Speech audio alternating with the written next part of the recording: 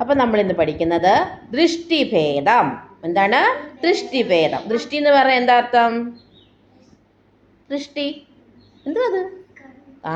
കണ്ണ്. അപ്പോൾ കണ്ണുകൾ കൊണ്ട് ഒരുപാട് ചലനങ്ങൾ നമ്മൾ കാണും അല്ലേ?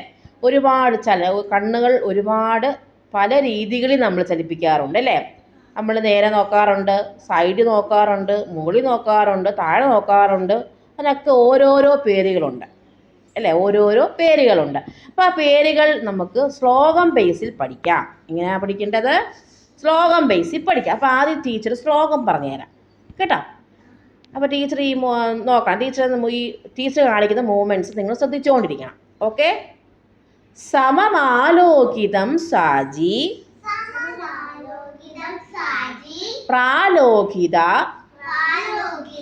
നിമീലിതേ ഉല്ലോകിത അനുവൃത്തേ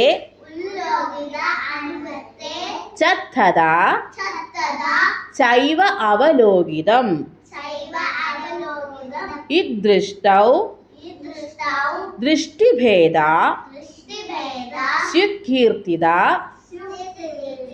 പൂർവസുരഭീം. എന്തെങ്കിലും മനസ്സിലായോ? ഒന്നും മനസ്സിലായില്ല അല്ലയോ? എന്ത് മനസ്സിലായി? അപ്പം ഒന്നാമത് സമം.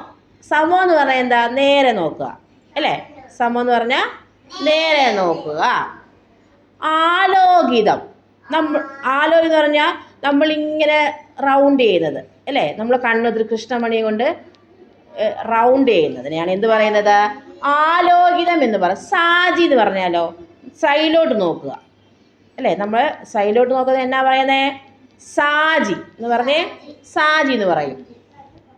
പ്രാലോകിതം രണ്ട് സൈഡ് സ്പീഡിൽ നോക്കി, ഇങ്ങനെ രണ്ട് സൈഡ് ഇങ്ങനെ സ്പീഡിൽ നോക്കുന്നത് എന്ത് പറയും?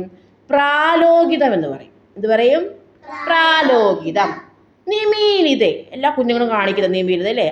ഗുഡ്. ഇങ്ങനെ നിമീലിതേ അതെ. കണ്ണിങ്ങനെ പതുക്കെ അടച്ചിങ്ങനെ എന്ത് പറയും?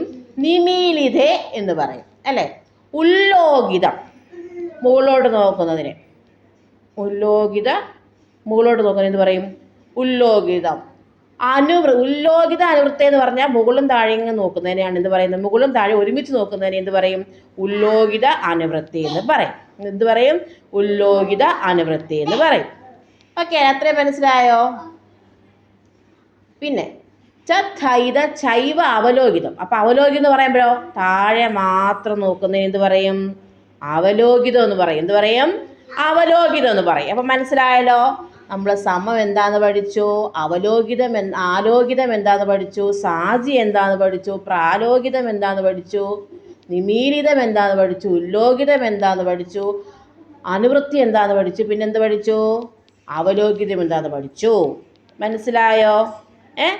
അപ്പോൾ ഇനിയിപ്പോൾ ആര് ചോദിച്ചാൽ പറയണം. അപ്പം നമുക്കിനി ഓരോന്ന് പഠിക്കണ്ടേ? നമുക്കിതിനെ ഓരോന്നും എങ്ങനെയാണെന്ന് പഠിപ്പിക്കാം. ഓക്കെ.